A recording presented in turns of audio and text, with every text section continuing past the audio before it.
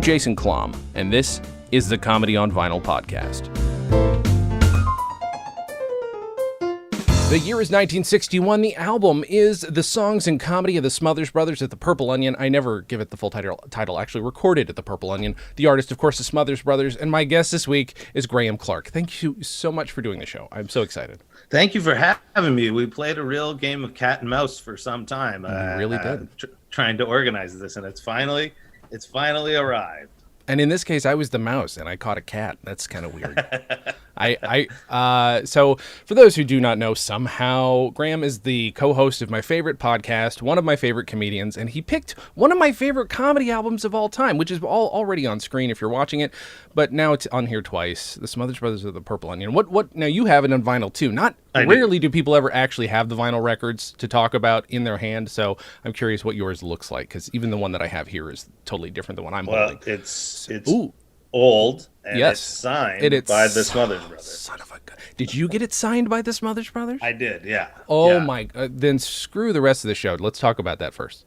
I years and years ago, I opened for the Smothers Brothers over, I think, 3 different nights. Wow. 3 different cities, and they were the nicest 2 men, and they were very old-time show business, which was fantastic. Like, backstage, they hung their pants up so they wouldn't get a crease in their pants. So I was hanging out backstage with the Smothers Brothers in their boxers, which was fantastic. Yeah, and they killed every night. They, doing jokes, some of which were like, 5 decades old or whatever. Still killed, still funny, still fresh.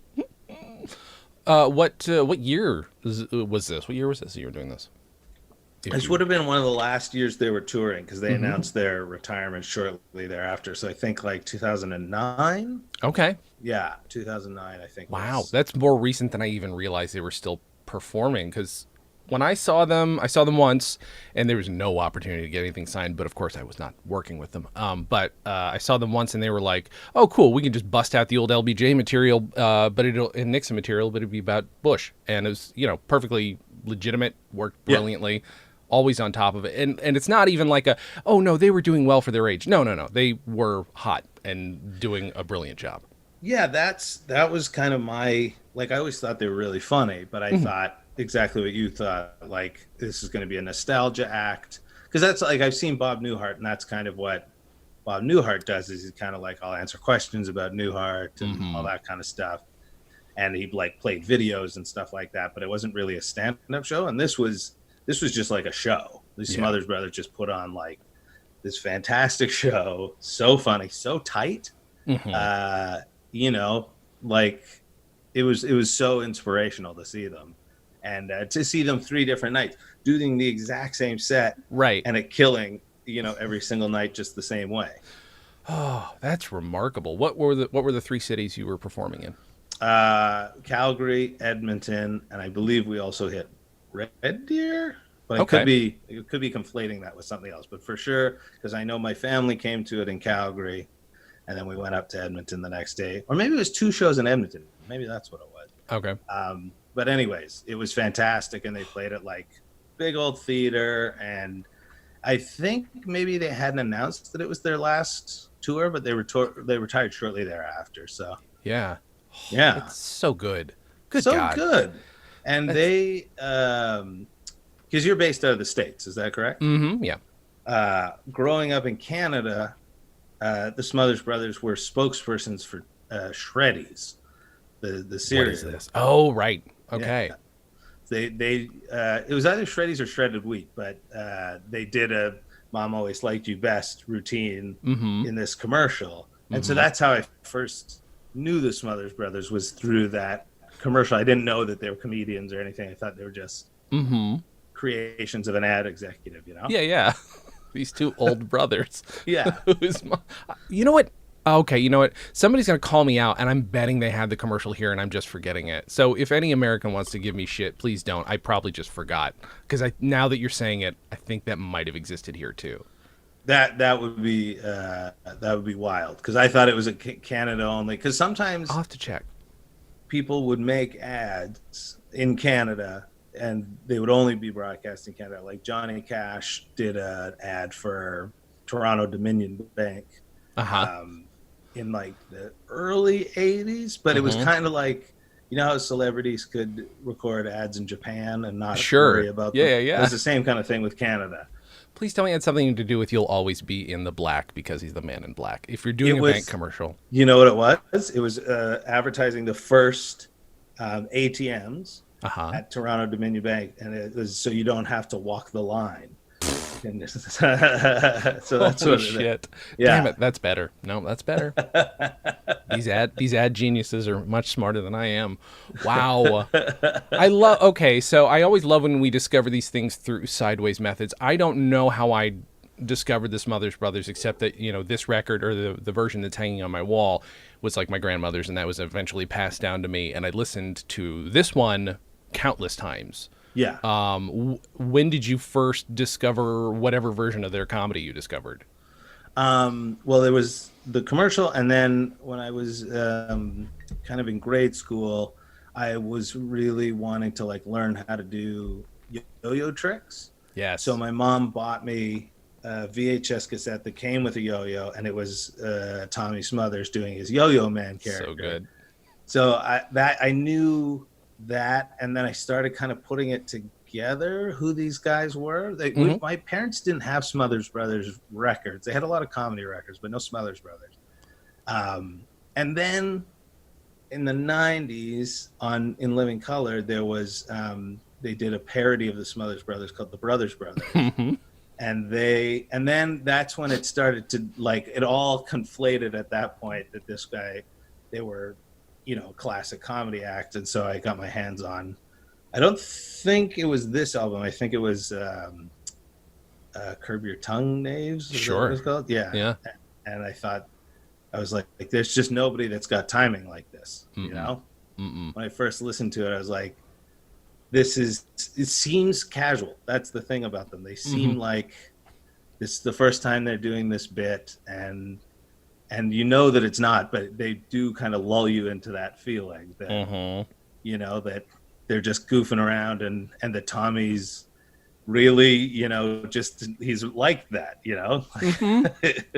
and so they play their character so well. The first time I listened to it, I was hooked. Yeah, I mean, I'm trying to remember what bits are on there. I have them all. Big brag. But I mean, I've listened to all of them, and their stuff starts to bleed together until I realize that this is one of the ones. Again, I will not make this about me. It's just that like my other friends who were not as comedy nerdish as I was, I Mhm. still got hooked on this particular record, and I've been trying to figure out forever why this had such wide appeal.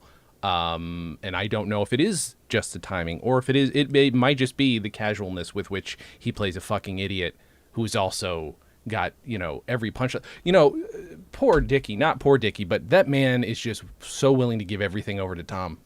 Yeah, And he's that's huge. he's probably, I mean, it's arguable, but he's probably the best straight man that I can think of. Hmm. Like that, because he doesn't seem like he's playing a character. He No. does seem like he's the guy who wants to get down to singing the song.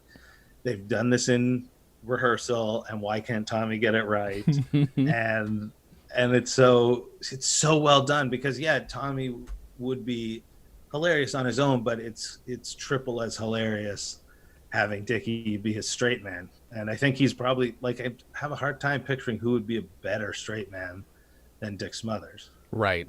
And the crazy part to me also is just later on when if you delve deeper into how much, just how important the Smothers Brothers were to, political activism on American TV, when you Mm-hmm. realize that Tommy is like, he's the one who behind the scenes is screaming at people to be like, no, fuck, we need to make this, we need to push it until we're canceled, basically.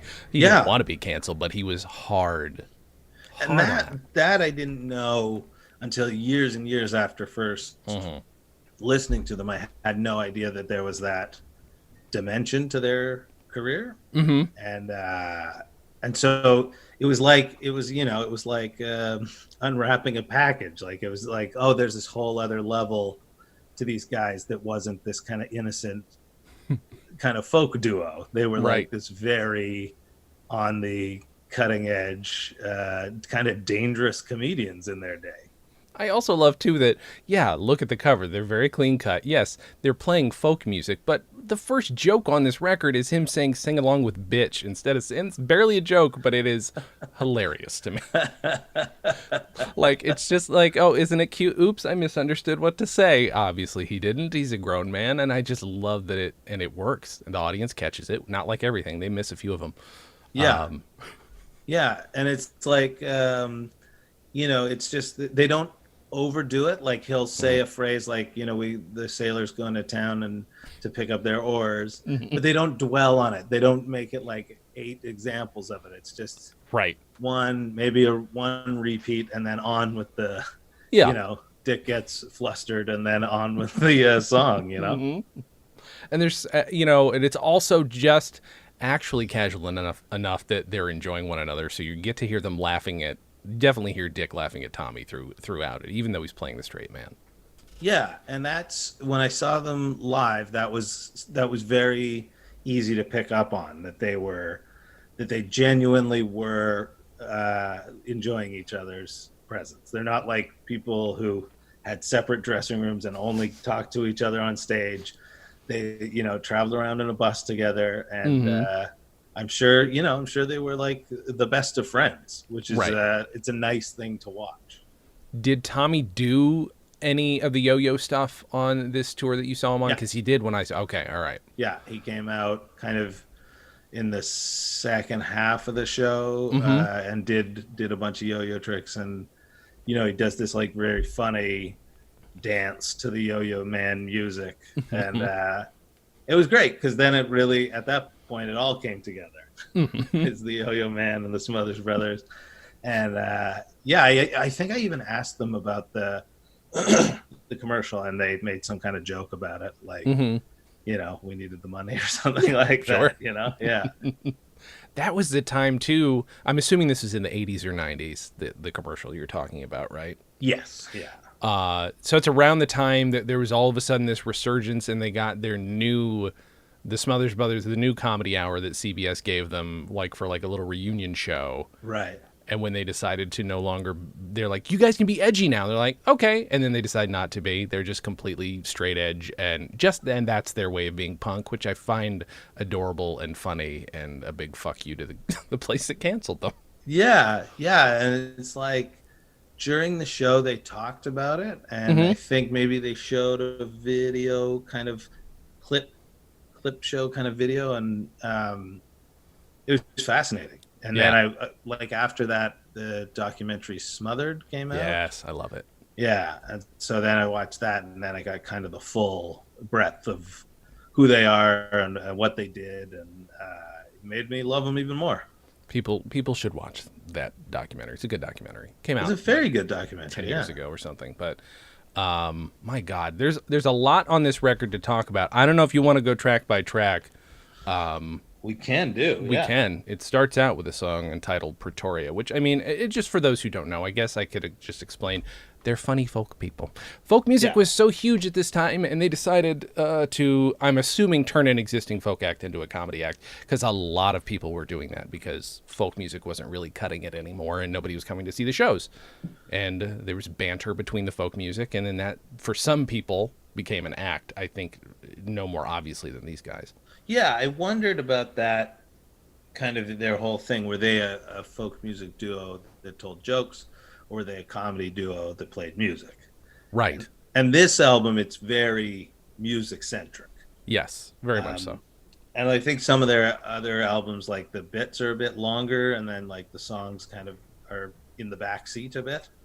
But this one, it's like the music is front and center. They're singing like classic folk songs. And you know what? They could put out an album of just them singing. They're good.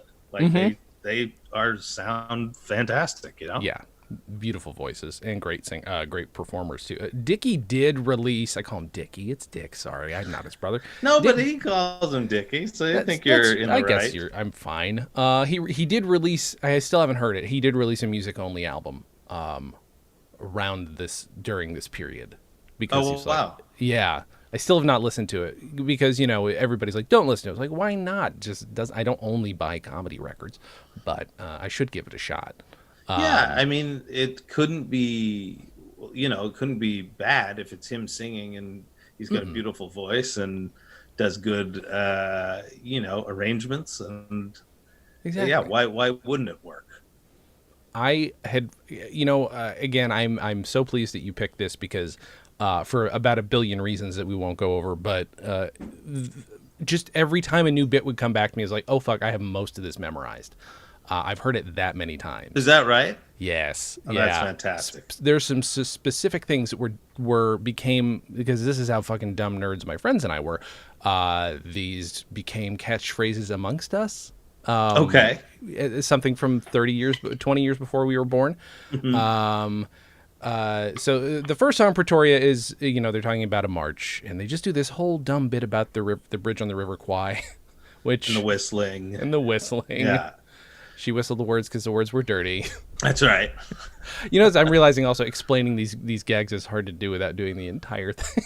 Yeah, yeah, yeah. But it's the if the people out there haven't heard the album, Hmm. a lot of the comedy bits in this particular album are all in the intros to the songs. So Yes. them kind of explaining where the songs come from, and then Tommy goes on a long-winded thing that's incorrect or Hmm. somewhat correct, and then veers off, and then they sing a song. So Yeah. it's good. That's kind of the pattern of the whole album. There's so much. Also towards the end too, when he's doing that little bit where what does he say? Yeah, he says, "You sleep with me, I'll sleep with you," and then he whistles, and you can picture the dumb little like cute face he's making. He's like, "Get it?" It's so childish. I think this is what appealed to me as a kid, and still does as a grown man. That these 30-year-old men were acting like children. Yeah, totally. And they, like I say, like their whole dynamic is not, it's not like Tommy's getting or Dickie's getting like flustered. Hmm. Like, because that's, I think, the way with a lot of comedy duos is the Hmm. one person would be the dumb person, the other one would be getting constantly flustered by them. But he doesn't get flustered. He just kind of gently corrects him Yes. and just kind of says, no, no. It's very much the slow brother, the smart brother. Yeah, yeah, yeah, yeah. Absolutely. A patient straight man, which is that is I mean it's I think it's another reason like Carl Reiner works so well in 2000-Year-Old Man, where he's the whole time he doesn't really question him as much as like Yeah. that sounds strange, but I'll keep going Yeah. with it. It's a yes and that is before yes and was a commonly understood term. Yeah, and they also like this was before their kind of catchphrase of "Mama always liked you best," Hmm. and so it's like it's a more raw version of what they would kind of polish up over the years, and Hmm. then toured for I think they were a comedy duo for over 50 years. It's insane. It's insane. Yeah, And beautiful. I love that. yeah, me too. Do you we'll dive back into the album, but Sure. I don't think I've ever heard you, and I hate this, and I know everybody talks about this on every comedy podcast. So I hate to ask how you got started in comedy, but I'm going to have to. But let's start at a specific place. You and I are both people who may or may not regret our film degrees. We both went to film school. I That's don't right. regret the degree. I regret the degree, not the experience. Maybe it was a good time. I like my time in film school. Yeah, me too. And it was really expensive. I spent all the money I had to go Hmm. and lived with a friend of mine who let me live at his place for free. Hmm. And so I just lived at film school the whole time Yeah. I was there. I would sleep there a lot of the time. And, just that was it. That was just like consumed film, just Yeah. lived it for a year. And then yeah, afterwards he I was working on movie sets, and then there was I think it was an actor strike, but it might have been a writer strike, and the entire industry shut down. Mm. And so even people who were like 20-year veterans were out of work. So somebody who was just brand new to it was for sure out of work. So Hmm. I just kind of drifted away from it from then on. What were you shooting for? Directing? What did you do? Did you have a path in mind? I think I liked writing, and Mm-hmm. then I found that I did like directing. And I know I'm not as technical as a lot of people who are on film sets. There's like a real film nerd kind of thing that comes out on film sets where Uh-huh. people are like, I know all about this lens and I know about this camera, Mm-hmm. and I never was interested in any of that. I was interested in like, what was the best way to shoot a comedy, and what was the best way to get people to say the lines like you think they should be said Sure. without giving them a line read. Right, right, right. Yeah. How about you? What do you specialize in? Well, I thought I was going to be a director. Then we came out here, had we had a semester in LA, which was on the CBS lot out here, which is Okay. very exciting, makes you feel very cool. And Yeah. technically, it was like a producer class, and I'm like, oh, am I a producer? But there's a lot of writing involved. We had to pitch a script that we had written, so I had to pitch a script that a producer read. Again, makes you feel really big, and then you're Yeah, like, yeah, of oh, course. cool. And then it took a while for me to realize I'm none of those things really, even though I have since made 3 movies. You have? Holy Yes, cow. I insist on still making them. They cost no money, but I insist on making them, even though part of me is like, I think I'm a writer. I think I'm a this. I'm obviously been a podcaster for way too long, but you find these things, and I wish I'd have found something earlier, maybe to make me realize that because they told you when you came out here, don't be a multi hyphenate, and I think I was what's the word? Contrary. I was a huge contrarian, so I just kept making whatever I Right. wanted to. Did you? So in college, had you even tried stand up yet? Was how? I did stand up when I was a teenager Okay. and always loved comedy, always loved stand up in particular. Hmm. And to me that was like it was harder to consume stand up back then. Now Yeah. like it's just infinite that you can get on the internet, and Netflix has all these specials and you can kind of access it all. But back in the day you had to kind of scrounge for it, and you had to buy albums and you had to Yeah. know somebody that had the album so you could listen to it. And so I was always very enamored with stand up, Hmm. and so I did it a bunch of times at like open mics, and I did a comedy competition when I was 14 or 15. Shit. Uh, Okay. um, and then I kind of, as I was doing the open mics and stuff, I was like, this seems sad. Like, it seems like the people here are sad. Uh. So I was like, I gotta go. I'll go get an education. And then I thought, thought I would never do it again. And then after the film industry shut down, I drifted back to stand up Yeah. because there was nothing else Right. going on. Yeah. Holy shit, man. Yeah, I mean, if there's one thing that's going to survive when people are not allowed to, write for a living or do something that somebody has written for a living, you might as well, not that stand up isn't written, but you might as well do a thing that doesn't involve an entire crew, and you still get to Yeah. create, you still get to hopefully make people laugh. Yeah, and it is the opposite end of the spectrum, whereas film is like incredibly collaborative, Hmm. and you have to be, even though they may say like don't be a multi hyphenate, you do have to have all sorts of knowledge and experience of all the different components of a film, and the Yeah. different areas and departments people are working in. Um, and so you do need to have you do have to be like a little bit of a camera person and a little bit of a sound person, and have an eye for set deck and all that Hmm. kind of stuff. But stand up, you can focus on the one thing, Yeah. and kind of sculpt that, and kind of like you're only answerable to you, Yeah. which is very different than film where you have to answer to 100 people. you know Right. I mean, the crazy thing too, then I guess about stand up is then if you only are answerable to yourself, it's up to you whether or not the pressure's there. So you can really fucking suck if you don't put enough pressure on yourself or the Yeah. right kind of pressure.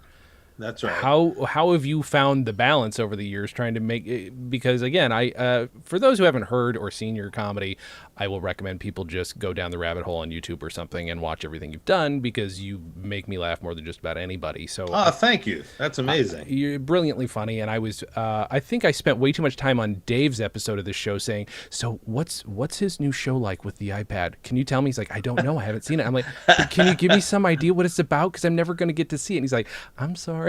I felt really bad. How do you hold yourself accountable other than just sticking it to yourself? Like, that sounded filthy, but you know what I'm saying. I think I think the audience is who you're accountable to, you know, Sure. and they don't owe you, you know, pity laughs, or like they're the most on. I think it's the most honest response that you can get is Mm-hmm. that live audience, because if something's funny, then it's funny, and if it's something, if you're trying to sell something, and they're not buying it, then you're Mm-hmm. not selling it well enough, you know. So like that's how that I always hold myself to that account of, Mm-hmm. you know, because like, not that audiences are never wrong, because sometimes they are wrong, Mm-hmm. but the most part the audience will tell you the God's honest truth, Mm-hmm. and and that's the way I kind of um, judge how well I'm doing Mm-hmm. is, can I get that point across to an audience, you know, whatever point I'm trying to make, and that's kind of that's the test to me. If Mm-hmm. the audience buys it, and that's how I keep myself going, is the what is the audience gonna think, you Because you know? can also tell the difference between, because I don't think, I could be wrong, but in case of certain comics, and maybe you're one of them, it's not necessarily did I get a laugh, but did I get a laugh where they knew what the fuck I was talking about? Like, did they actually recognize what I was talking about the whole time? Yeah, I mean that's the most satisfying, is where everybody, somehow you've steered everybody to be on the same page, Mm-hmm. and that feels very satisfying. If you Yeah. somehow, not only did you make them laugh, but you, like you say, like you made them understand a concept you were trying to convey, is very, that feels very good. Mm-hmm.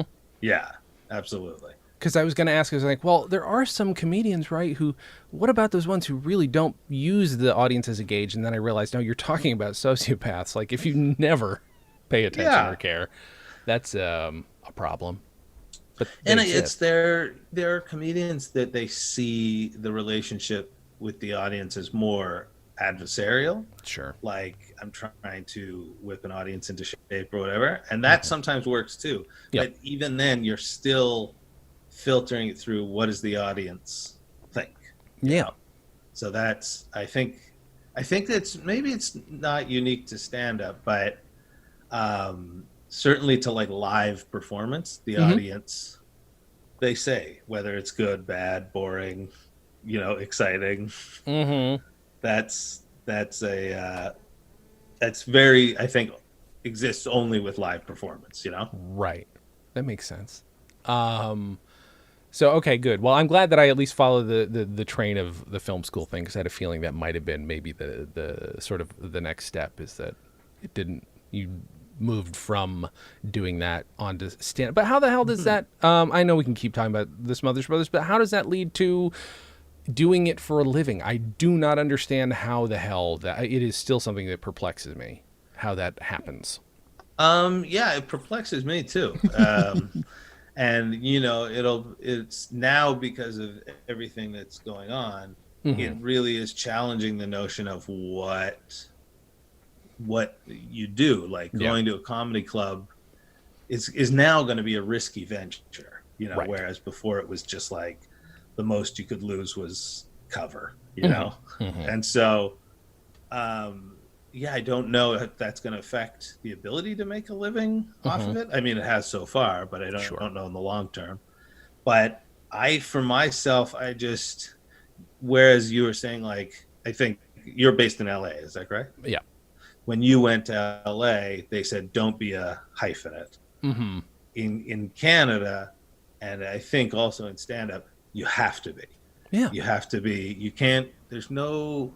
lucky are the few that just do stand-up comedy. Hmm. Hmm. You stand up, you act in things, you write punch up, you produce your own show, you do a Sure. podcast, you do all these things. Um, and stand up's just one of them. And so you Yeah. have to do that in Canada, or you would starve. You would starve Hmm. within a year. Well, that was the other thing too. Is like I've met a lot of people out here who are just like, no, just stick to it. And I did PA work for a long ass time, way too Yeah, me long. too. Yeah. And once I realized I'm spending 18, and this is, don't get me wrong, there's ego involved here, but 18 hours a day on a project that I had nothing to do with the creation of, I was just like, Sure. this is hollow for me. Yes, it's money, but let's see if I can do something else. And eventually, sort of found a day job for 10 years that I absolutely hated and hated me. But, it kept What me was that day afloat. job? I don't ever talk about the details, but I will say that it was working in an industry that I hated, doing office work. And I moved up and moved up and hated the people enough to manipulate them to pay me the kind of money I needed to make. And then eventually something really crazy happened. And I finally said, oh, no, this is terrible and tearing me apart. And I'm going to quit. So Yeah. I have now been back in the real world again for a year and a half. And it's insane. But also, my heart works again. So it's, That's great. you know, That's really good to hear, because I think you everybody can get easily sidetracked by the day job thing, and like especially when you get home after a day mhm. at the day job, the last thing you want to do is then do night work. Right. you know Now I did for 10 years. I was still making that during that 10-year period. That's when I made my 3 movies, but and a billion podcasts, but it was not, it didn't feel, it feels way better now. It's a little, where where did those movies end up living? Like, oh, where on did they go? 2 of them on YouTube because they're very clearly made by a person who's doing it all himself. I think. Right. And then the third has been distributed on DVD and stuff. I don't know why they want to and like digital and shit. So that one's a documentary. That one I'm super proud of because I don't know. There's more to it than the other stuff maybe. Right. Yeah, and it was probably more your personal voice kind of coming through. Yeah, these other two are like huge, but they are also part of a performance art thing that I've been doing since 2004, and Okay. will maybe end with a podcast this year. We'll see. So 2 movies and a podcast is how it's gonna play out. So I don't Wow. know. Yeah, it's insane. That's cool though. That's It's like fun. yeah, like yeah, it's just I think you have to a lot of people have to do the day job thing Hmm. sometimes their whole creative career. Sure. That's just the way it goes. Like I say, very few people get to just I'm a stand-up comedian or I'm a Yeah. DJ or whatever and get to do that Yeah. their whole life. Yeah. Everybody has to do something to pay the bills. Yeah. And so it's like I say, the lucky few that Hmm. get to do the thing they love exclusively, and that's how they pay their bills. But yeah, it's tough. You got to be Yeah. flexible in this biz. I fear that people like I at some point was, or for a long time was, get ashamed that they also have to have a day. There's no shame. That's just you are trying to exist. That is how That's how it works. We don't live in a Yeah, society where we just get money for existing. I'd be fine if we did. Universal basic income, fine. Please bring it on. I'll continue to just do podcasts and look for work. yeah, and I'm fine and with that. like there were a lot of people that I grew up, consuming some of their work, as like Bukowski when I was a teenager. It doesn't Hmm. translate as well to being an adult, but Hmm. and then like Harvey Pekar, and Hmm. these were guys that had jobs almost the whole time that they were doing what they became known for. Hmm. And so, like out of the gates, I got it. I was like, anybody can do their creative thing, but they do need to be able to pay their rent. Yeah. So the day job's like it's absolutely part of the formula. Right. Yeah. The starving artist thing has been is a myth for a reason, and people don't Hmm. often realize that. It's fun to fantasize about when you're in college, et cetera, et cetera, et cetera. If you do, and I don't think I ever did. I was like, no, I'm immediately going to be a famous movie maker. That's Right. where my delusion was.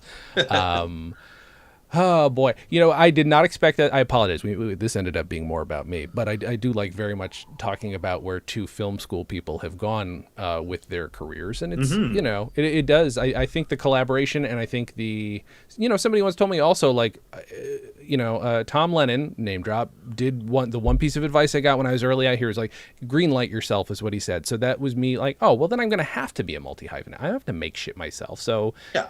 just make a ton of shit. There's nothing wrong with that. Just keep making things. I do very much, by the way, still want to see your iPad show. I want to know what that was all about.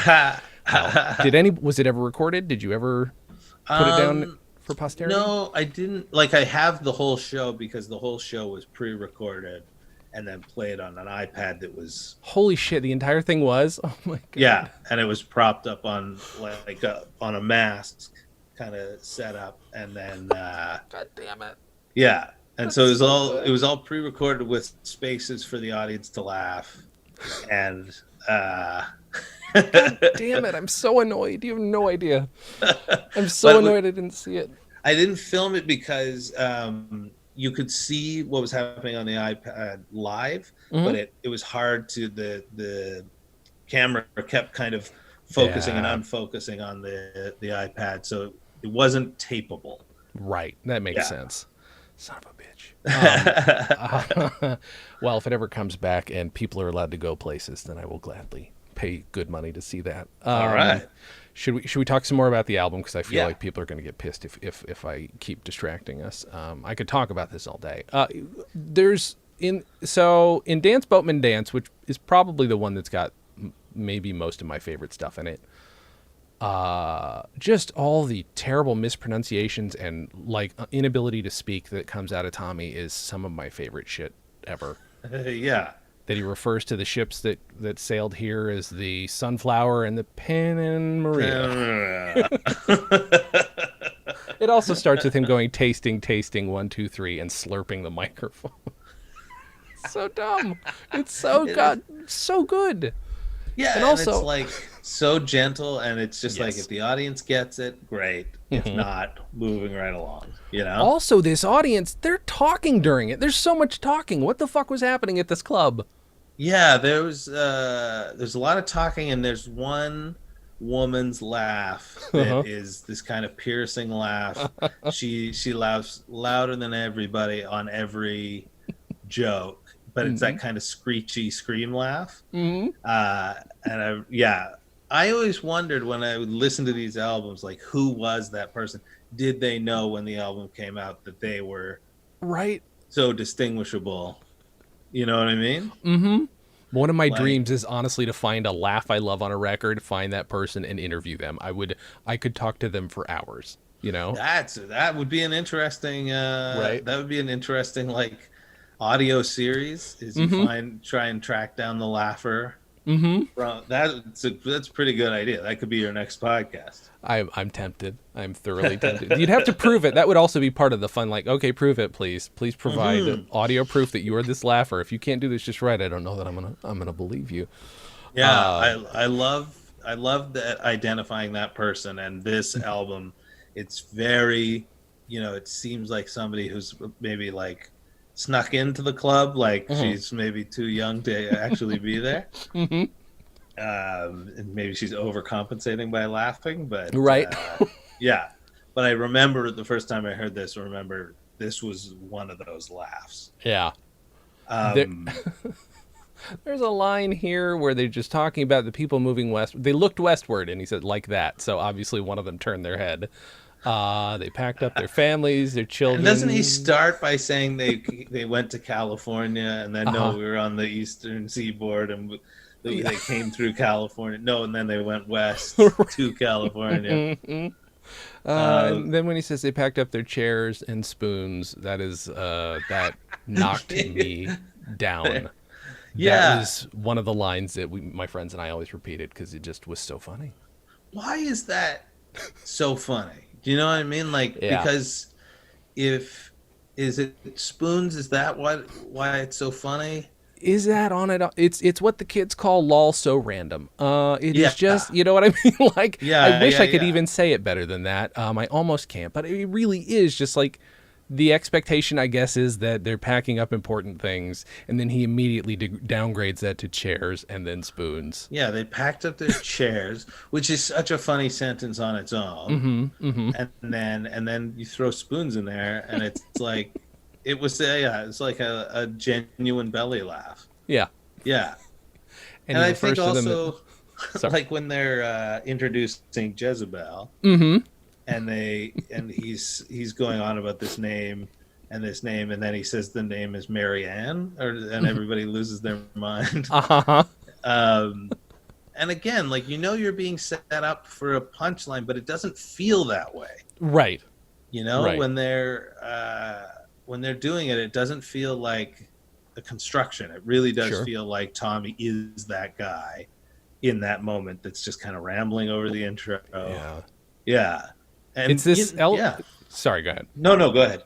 No, it just makes me think of how much a comedian in the right perfect headspace who is having a perfect night is like a series of waves coming in, and they're like, you're bringing everybody in, and then eventually it crashes, eventually it comes down, but like you're sucking people in slowly and surely until it's just fucking bam, there's the thing you're waiting for. You didn't. Yeah. And like, in some of their later albums, they would do gags within the song. Yes. Either like there's the one where they're singing a beautiful Spanish ballad, and then Tommy starts singing in German, and but they didn't do as much of it on this first album. It really was like all the jokes, the songs stood away from the jokes. Right. Like the songs were just, if you took out the intros, it would have just been a nice folk album. And it's kind of the weird thing about it is, like, I don't know how familiar you are with Tom Waits. A little. I think his album Nighthawks at the Diner is patterned after the Smothers Brothers. Really? Because he does these long kind of jokey intros to every song. He even name checks the Smothers Brothers on the album. Okay. All right. And like I say, all the jokes are independent of the songs, but every joke track has its own track, and then the song starts on the next track. And it seems to me very, very reminiscent of the way that the Smothers Brothers kind of structure their act. I did not know that. And now you've just convinced me to listen to what is probably already considered a classic album by many, but that's what's going to pull me in. Yeah. It's, I wouldn't have thought of it if he hadn't name checked the Smothers Brothers on the album. Yeah.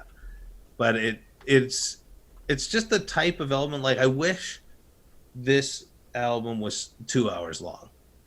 Like, I easily, like, I listened to it this morning before the podcast, and it just whipped by. And I would, like, honestly, I could do with another if it was a double album.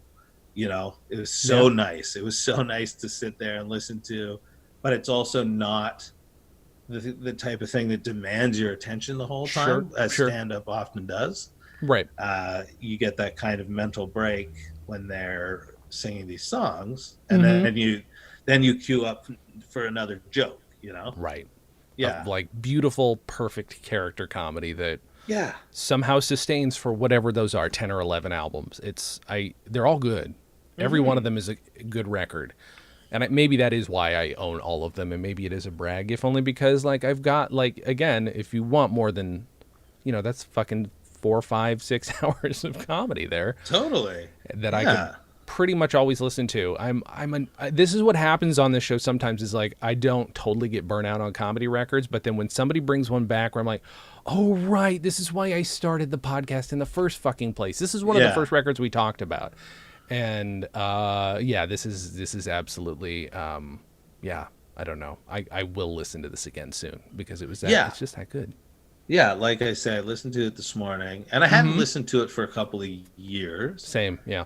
And it was just it was instantly back to the first time that I heard the Smothers Brothers. Like, it just and like I say, if I didn't know better, I would have thought that a lot of the banter was just riffing that night.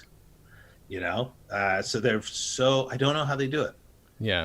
even as a performer, I don't know how you make it seem live and that you're just coming up with it, but actually you've done it hundreds and hundreds of times the Yeah. exact same way, but it still seems so loose. Mm-hmm. Yeah. Is I it don't safe to know. assume for you though then that night after night there's at least a little, even if it's just to mix it up for your own brain, or like what is there a reason you don't try and do it exactly the same every night? It's not musical, so that's one reason. Yeah. And also just personal boredom, Yeah, you I would know? imagine. Yeah. Like and you know what? It takes all different stripes in comedy.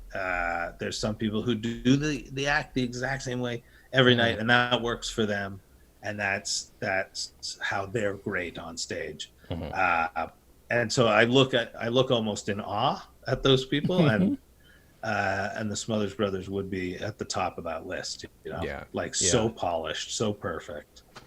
There was I don't know if this happened to you, but I picked up on a joke that in 30 years of listening to this, I've never ever caught before. So it's at the opening of the Jezebel bit where they're talking about how it's about this poor lady who's dealing with some mental problems. She goes to see a bunch of psychoceramists, which is very stupid. And they name check Freud and Jung, as they call him. And then they mention Pavlov. And I Oh remember yeah, the joke of every time he rang a bell, she was ready. Wink, wink. And then I never ever caught when he said, "Yeah, she couldn't ride a trolley car." Ding, ding, ding, ding, yeah, ding. yeah, I yeah. She could never ride a caught trailer that car, joke. That joke before. Stupid, and but it's beautiful. it's one of those things where because I didn't know this, but most of the album, because of technical difficulties, was taped in Texas, I think. Oh, wait, yes, I remember talking about that with somebody. Okay. Yeah, and anyways, the fact like that trolley car is very San Francisco. Uh You huh. know, Yeah, yeah. like it is a very kind of places it in San Francisco a bit. It's a But yeah, very good the point. Pavlov's dog thing was fantastic, so funny. It's so dumb. And it's all dumb. I mean, like all of my favorite comedy has to have, I think, an element of dumb. I mean, because who the fuck wants to see somebody smarter than them? I guess unless they're watching John Hodgman. But even John Hodgman knows when to be dumb. Like his Yeah, bit is always there's a little bit of dumbness in his apparent pomposity. There's always if you can work those two together, it's beautiful. yeah, and like, do you find a lot of people that listen to the podcast? Do they then go and listen to the album? I can't really tell if people are already familiar and want to hear you talk about something they're familiar with because I have podcasts where that's definitely the case. I've got a Right, podcast about news radio. These people have already watched the show a million times, but they still want to right. hear us talk about it. So I don't know. I know a few times people have said, "Hey, you helped me discover blankety blank," so that does help. Yeah, So that does happen. that's cool. Yeah, it's fun. And then sometimes we literally do talk about albums where an hour after the guest is like, "No, I would not recommend listening to this album. It's not that good." And that's Oh, happened a few. really? Yeah, Wow. and it's either on revisit or on just sheerly discussing how terrible it is. Pardo was on a couple weeks ago and we talked about the Comic Relief 1986 album and it's bad. Is it bad? It's real bad, except for it's 86. So keep in mind how this is hosted by Whoopi Goldberg, Billy Crystal, Robin Williams. The best part of it was Carl Reiner and Sid Caesar. Those two are the Really? funniest part of it. And doing a bit from your show of shows. So, That's amazing. yeah. So, 1986. Wow. yeah. Yeah, it's rough. It's rough. Yeah, man, that's I remember that. I remember that as a kid watching Comic Relief. Hmm. And just like I say, you consumed stand up any which way you Of could. course. So Comic Relief would be like a reliable, they put out a video cassette every year of it. Sure. And it would sometimes have like really funny people on it that were just doing a set. Hmm. Yeah. But overall it was bad. Hmm. You know, overall it was, I don't know, it was bad Wait, did stuff. they replay? Did you get the UK Comic Relief too since you're Canada or just the American one? Just the American one. Yeah. Huh. I have wanted to compare the two because UK Comic Relief also released a record that same year. I kind Oh, of want to really? see if Lenny Henry's any better than Rob. I know Lenny Henry's funny, but there's a lot of shit on there that I probably would never have heard of. I'm sure. That's my favorite part about going over to the UK was discovering that there's this whole like bizarro comedy world Mhm. that are like there's different people that fit into different kinds of archetypes, Mm-hmm. and just people I've never ever heard of before. Yeah. It was great. It was like, yeah, it was like finding a box full of comic books at a garage sale. It was just Yeah. like just finding, okay, yeah, like there's this guy, and there's a comedian, and they're endorsing this type of hotel, and you're Uh-huh. like, who the hell are they? Who the hell are they? Right. Yeah. It's interesting what reaches you guys and what doesn't. Do you have a quick moment for me to talk? Because here's the problem. Everybody knows and listens to the show. If I have a Canadian on, we're going to have to talk Canadian content for at least a minute. Yeah, absolutely. I, you've done a lot of Canadian TV. Have you ever had to deal with that personally, Canadian content stuff, or has it never been your purview? Like, do I have to do stuff that's Canadian content Yeah, based? has that ever been an issue? I guess that's a No. producer thing, really. Yeah, the fact that I'm on any shows, it counts as Right. Canadian content. Like, Makes sense. so, and it's weird. It's like CanCon really did a lot of amazing work for music, Sure. but the television side of it and the movie side of it weren't held to that same kind of rigor. Mm-hmm. So it's not quite as helpful as it Mm-hmm. was for music. Because Right. like with music, there was an absolute percentage every hour that you had to play Mm-hmm. Canadian music, so it fostered a whole scene. Sure. But TV doesn't have that same strict limit, Okay. Okay. and that's kind of where stand-up lived for a long time, was TV. Oh, okay. Yeah, that makes sense. Like, like I'm sure back in the 60s and 70s, stand-up was like album Mm-hmm. and radio. Yeah. And then I think during the 80s and 90s, it was cable television. That's where stand-up lived. Yeah.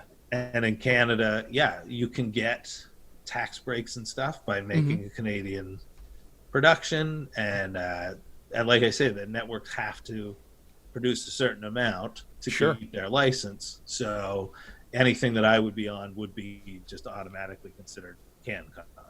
Interesting. Yeah. I think I became fascinated with it knowing just because of the sheer fact that they were parodying the very idea of it on SCTV so much. I Yeah. think that's the thing that made me so fascinated with it, I guess. Yeah, it's like this weird thing that Canada's had to do because we're so close to the States. Yeah.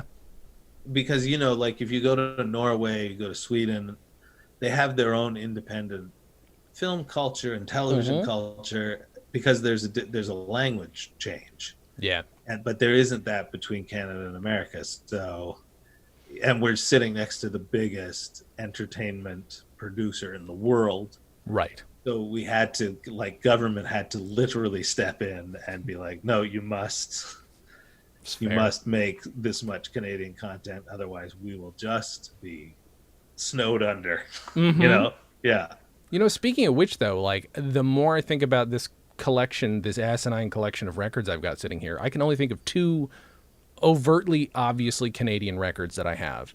And I'm wondering, even after my obsession with CanCon and comedy from everywhere, obviously I'm only going to get certain things, but I've got The Great White North, which is a great record, but it is obviously it's kind of a universal hit, but it is one of the best sketch comedy records I've ever heard.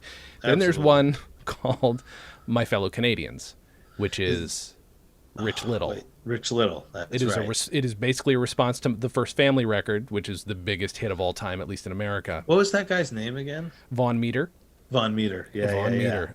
I'm obsessed with him. He's got an interesting story. I interviewed his widow on this show once. And yeah, it was a really good interview. But I want to talk to Rich Little because I will tell you, I listen to My Fellow Canadians, and not being Canadian or in 1960, I got zero because it was all referential. It was all, which is great though. I mean, it should exist. That should exist. But I do literally need somebody that old and that Canadian to walk me through it. Yeah. Like I would listen to it and I wouldn't get it either. Right. Because it's, like if they're talking about Diefenbaker, I don't know what he sounds like, That's probably a good impression, I guess. Like, I mean, it's weird, right, that JFK has become a thing that is recognized probably worldwide as I mean, to the point where if you watch The Simpsons, you know that they're doing JFK when they're doing when Mayor Quimby speaks, that kind of Yes. thing. Like, Yeah, yeah. it's a fairly, even if you don't know where it's from, it's a universal thing. It is weird that a parody of this dead guy, like, it's weird. I don't know. Yeah. It's a strange element of comedy. The Um, other Canadian kind of like from the album era, mhm. there's a duo called McLean and McLean, and Oh, they were very big in Canada in the 70s. mm-hmm. And I'm gonna write this one down. yeah, they're kind of like some of their stuff is like musical and lots of like drug references and the like. Mm-hmm. But they were very popular in the 70s. And then trying to think of who else would have been like. By the way, very quickly, I'm an idiot. Tommy Chong is Canadian too. Yes, that's right. I Yeah, should not. absolutely. I should not disregard that. But it's weird because Canada's kind of domestic comedy output didn't really start until the 80s, Mm-hmm. stand up wise. I Sure, mean, sure, sure. there were other things that were Canadian that got out there. Sure. There was what do they call Wayne and Schuster Yep. was they were like the most booked act ever on Ed Sullivan, You I know what? think. I'm an idiot. Also have one of their albums. So there we are. Yeah, and they were on forever. I mean, when I was a kid, I'd watch it, and even then, it was very dated and kind Mm-hmm. of cornball. But Mm-hmm. it translated. It translated across the border Mm-hmm. in a way that Rich Little's album probably did not. Yeah. Yeah. Yeah. That it. Yeah, That's kind of a. I mean, those were all kind of a roll of the dice when all these people made these different First Family like albums. But like, I do. Again, that's why I'd like to speak to Rich Little just about that album. Like, what were you shooting for? Were you hoping that the recognition? I'd love to know how well it sold in Canada. I I would bet like to you know. it. I think it probably did really well in Mm-hmm. Canada, but that would be a small number American wise. You know what I mean? Okay, sure, sure, sure. I guess that's Yeah. possible. When I was a kid, there was two radio shows that were all about Canadian politics and people doing impressions of Canadian politicians and the like. And the better of the two was called Double Exposure. Okay. And it was so local. It was so just like it was impressions of different premiers and the prime minister. I think the only international person they imitated was the Queen. Okay. Yeah, so like, and then maybe like an American president might sneak in there, but really, really tangentially. Sure.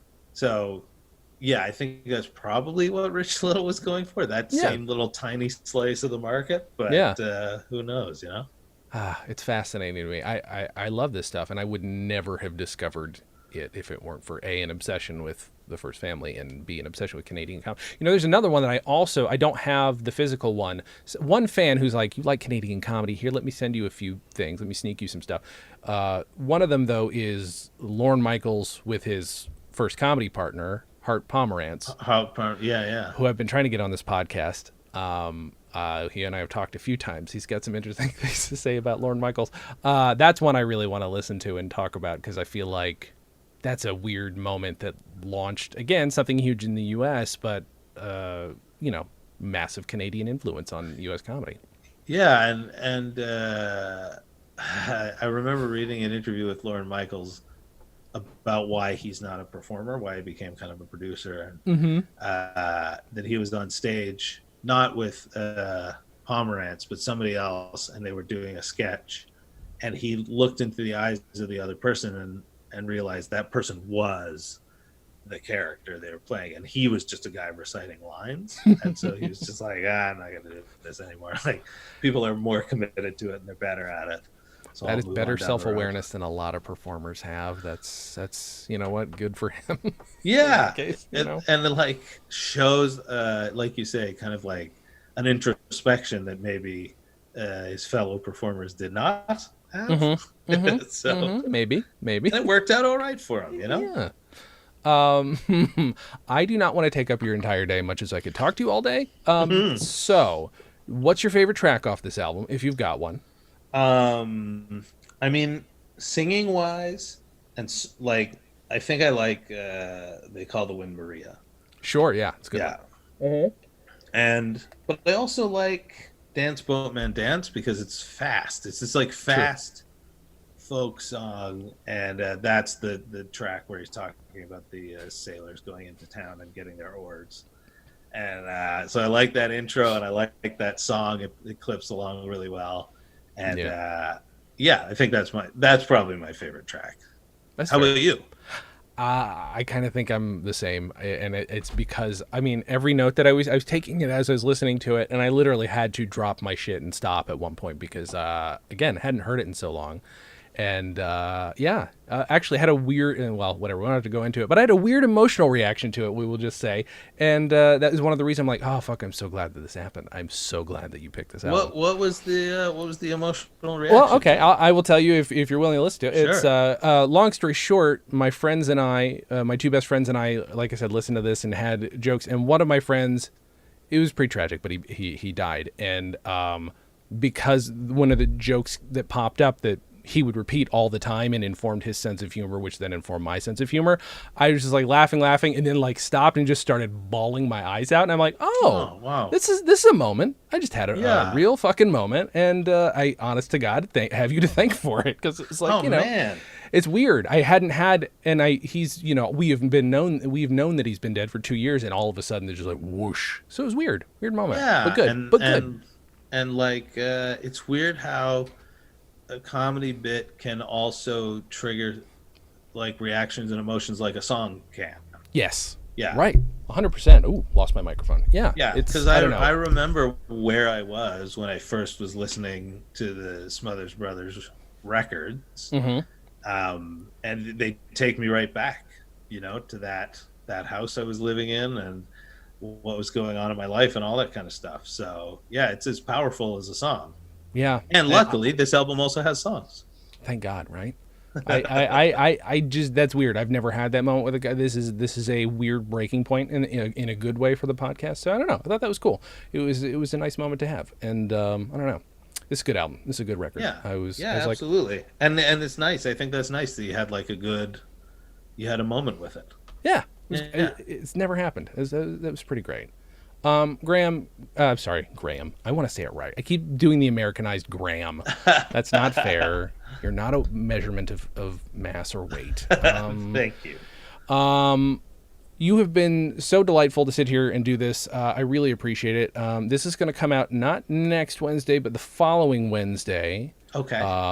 Tell people where they can find you, what they should listen to or watch. If you have anything coming up, I don't know if you're doing any Zoom shows like some of us idiots are doing. No Zoom shows. I mean, I put out a podcast every week with my friend Dave Shumka called "Stop Podcasting Yourself." The best podcast. Thank you.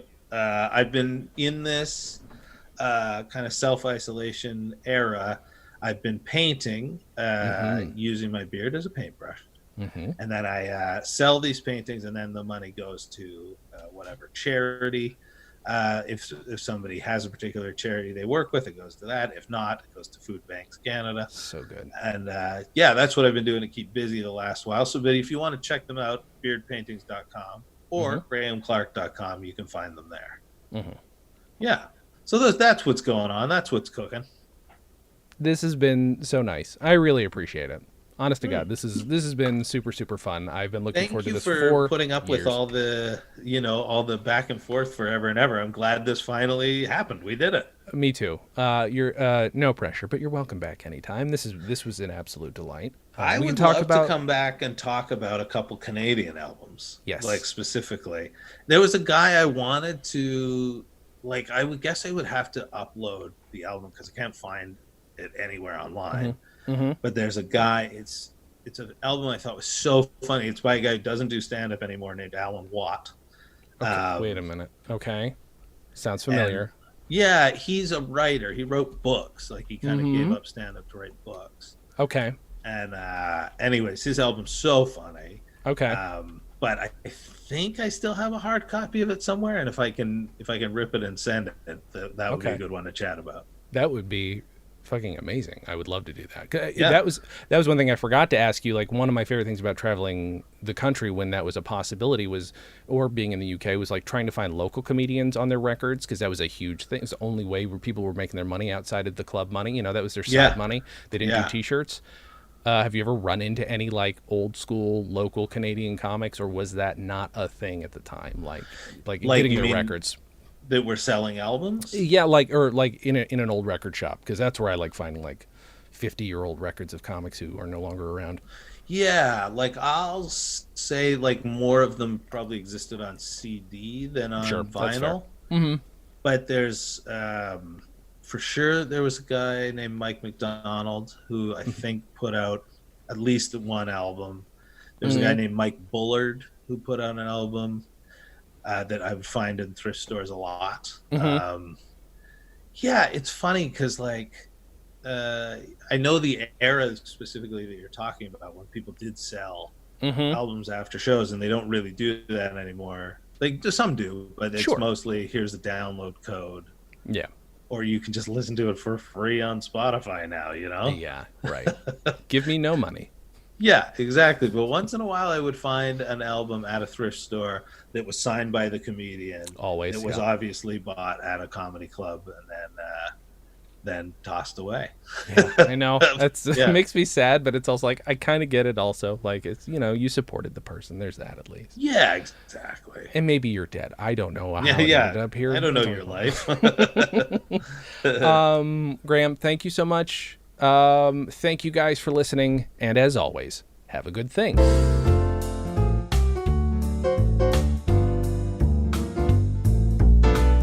Comedy on Vinyl is a production of StolenDress Entertainment. It is produced by Mike Warden and is hosted and edited by Jason Klom. Our theme song was composed and performed by Richard Levinson. You can email us at podcast@comedyonvinyl.com.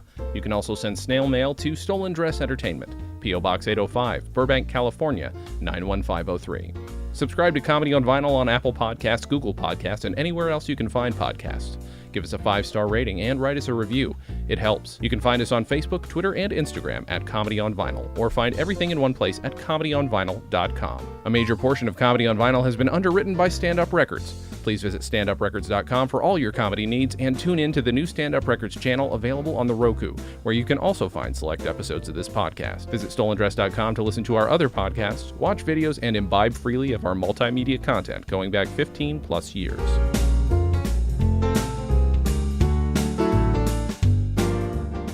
StolenDress Entertainment. Hey, it's my turn. Ah!